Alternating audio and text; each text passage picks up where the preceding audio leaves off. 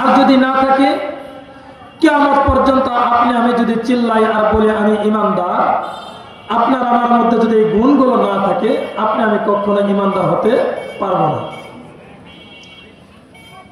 5টা গুণের কথা সূরাতুল আনফালের 2 নম্বর এবং 3 নম্বর আয়াতে আল্লাহ তাআলা জানায় দেন,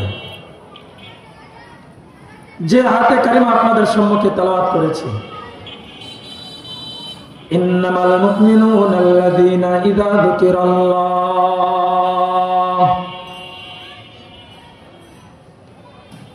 ইন্নামাল মুমিনুনা আল্লাযীনা ইযা যুকিরাল্লাহু ওয়াজিলাত কুলুবুহুম।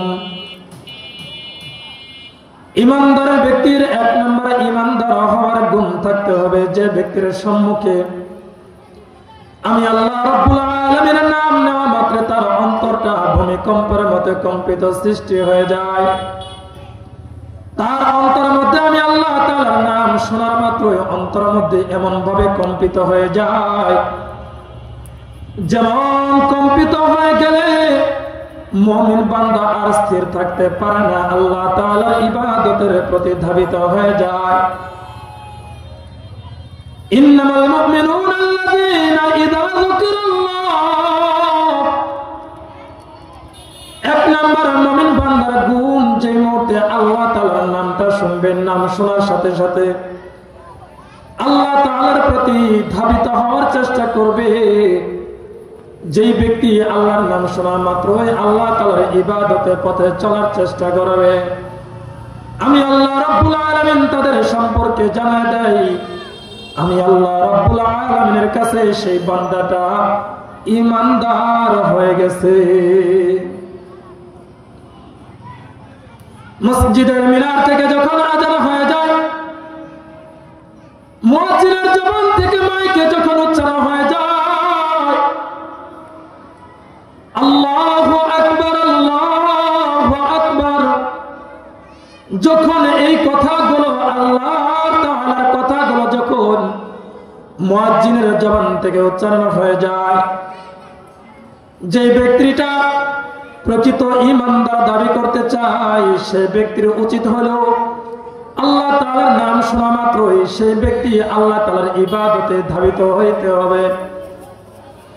যদি কোনো ব্যক্তি আল্লাহর নাম শোনার পরও যে ব্যক্তি নামাজে গেল না, যে ব্যক্তি ইবাদত বন্দেগীতে সময় কাটাইল না, আল্লাহ তাআলা জানায় দেয় দুনিয়ার মানুষে তাদেরকে ঈমানদার বলতে পারে, কিন্তু আমি আল্লাহ তাআলার কাছে কখনো ঈমানদার হতে পারবে না। ঈমানদার হতে হলে যেই মুহূর্তে আযান শুনবে, শোনার সাথে সাথে বান্দা আর চিন্তা করবে ক্ষেত খামারের কাজ আমার আর করা যাবে না। কারণটা হইল এই ক্ষেত খামারের কাজ করতে গিয়ে আমি আমার রবকে বলতে পারবো না, আমি আমার রবের নাম আমার কর্ণে কহরে চলে গেছে, আমার কানের মধ্যে পৌঁছে গেছে, আমার দ্বারা আর কাজ করা শোভনীয় নয়। এই কথাটা যদি কোনো ব্যক্তি ভাবতে পারে, রব জানা দেয় সেই ব্যক্তি হলো প্রকৃত ঈমানদার। একটু চিন্তা করি, ঈমানদার কারা? আপনি আমি তো মসজিদে মিনারে যখন আযান হয়, ওই মুহূর্তে আযান আপনার আমার কর্ণকহরে যাচ্ছে তো যাচ্ছে, তারপরও রাস্তা দিয়ে আপনি আমি চলাফেরা করতেছি, বিভিন্ন জায়গায় চলতেছি, নামাজের প্রতি ধাবিত হচ্ছি না, অথচ আমি নিজেদেরকে কি করতেছি? ঈমানদার দাবি করতেছি। আল্লাহ বলেন কখনো না, তুমি কিয়ামত পর্যন্ত ঈমানদার দাবি করতে পারো, কোশ্চেন কালো ঈমানদার হতে পারবে না। 1 নম্বর গুণ, তোমরা যদি ঈমানদার হতে চাও, যেই মুহূর্তে আমি আল্লাহ তাআলার নাম শুনবা, শোনার মাত্রই তোমরা আল্লাহ তাআলার ইবাদতের প্রতি ধাবিত হবে। 2 নম্বর গুণ আল্লাহ তাআলা জানায় দেন, ওয়া ইযা তুলিয়াত আলাইহিম আয়াতুহু যাদাতুহুম ঈমানা। মুমিন ব্যক্তি যারা যে মুহূর্তে আল্লাহ তাআলার কোরআনের কথাগুলো শুনবে, যেই মুহূর্তে আল্লাহ তাআলার আয়াতে কারিমার কথা শুনবে, মুমিন বান্দাটা আহ বলে চিৎকার করবে আর বলতে থাকবে, আয় আল্লাহ দুনিয়াতে তুমি এত সুন্দর কালাম দিয়েছো, এত সুন্দর কথাগুলোকে তুমি বদলায় দিয়েছো। আমি বান্দার কাছে বড় পছন্দনীয় হয়ে গেছে। এমন করে ভাইবা যারা চিন্তা ফিকিরে কইরা আল্লাহ তাআলার কোরআনের কথাগুলো শুনবে, আয়াতে কারিমার কথাগুলো শুনবে, আয়াতে কারিমার কথাগুলো শোনার মাত্রই ওই ব্যক্তির অন্তরের মধ্যে আল্লাহ তাআলা ঈমানকে আরো বাড়িয়ে দিবে। আল্লাহ তাআলা জানায় দেয়, আয় দুনিয়ার মানুষ শোনো, তোমাদের সম্মুখে আল্লাহ তাআলার আয়াতে কারিমা বর্ণনা করা হয়, আয়াতে কারিমা পড়া হয়। যারা প্রকৃত ঈমানদার তারা কখনো এড়িয়ে যেতে পারে না। ঈমানদার যারা হবে তারা সঙ্গে সঙ্গে সেই কথাগুলো শোনার জন্য পাগল পারা হয়ে যাবে। কারণ কোরআনের কথাগুলো শুনলে, আয়াতে কারিমাগুলো শুনলে ঈমান বাড়িয়ে দেয়। একজন চিল্লায়ে বলেন তিনি কে? আল্লাহ। وَإِذَا تُلِيَتْ عَلَيْهِمْ آيَاتُهُ زَادَتْهُمْ إِيمَانًا।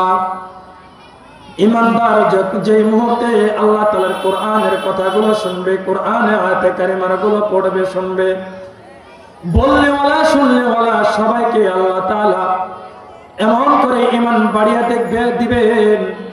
যেমন করে একটা বার চিন্তা করে দেখবেন, যেই মুহূর্তে আপনি ঘুমাইতে যান শোয়ার অবস্থায় দেখবেন একটা আয়াতে কারিমা যদি আপনি তেলাওয়াত করেন, দেখবেন পরবর্তী আরেকটা আয়াতে কারিমা আপনাকে স্মরণ করায় দেয়।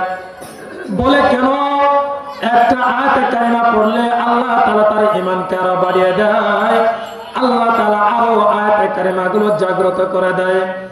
যদি আপনার একটা আয়াতে কারিমা সেই মুহূর্তে শোয়ার মুহূর্তে যদি আমি তেলাওয়াত করি, অটোমেটিকলি আরেকটা আয়াতে কারিমা আল্লাহ তাআলা আপনাকে আমাকে স্মরণ করায় দেয়।